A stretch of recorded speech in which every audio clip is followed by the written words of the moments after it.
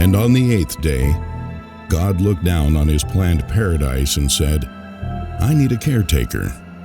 So God made a hunter.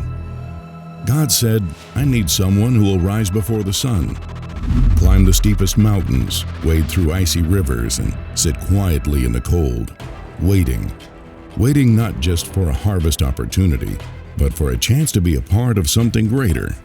So God made a hunter.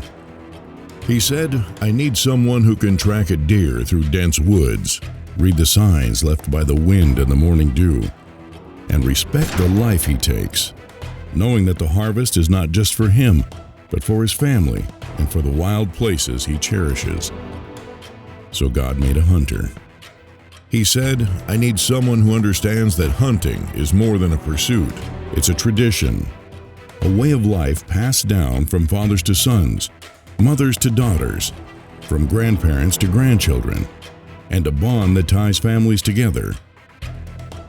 Someone who will cherish the early morning hours in a turkey blind, whispering silently to a child or friend, the long days in the field and the evenings spent in the warmth of a hunting camp, where the stories told are as important as the game pursued.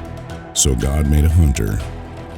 It needs to be someone who will fight to protect these traditions, even as the lands where he once hunted are swallowed up by housing developments, lost to government intervention and taxation, and the farms and ranches that were once the backbone of a way of life are lost to history, never to be reborn as God's creation. So God made a hunter. God said, I need someone with the patience to teach, the wisdom to guide, and the faith to lead. Someone who will pass on not just the skills of the hunt, but the values that define a way of life. Values like respect for God's creation, gratitude for the harvest, and the understanding that hunting is more about stewardship and preservation than it is about the sport. So God made a hunter. I need someone who will recognize that every day in the field, whether alone or not, is a gift.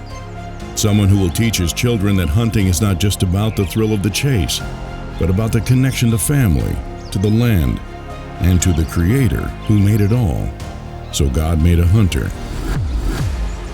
God needed someone who would stand as a guardian of the wild, who would remember the ancient ways, who would respect the balance of life, and who would teach these truths to the next generation.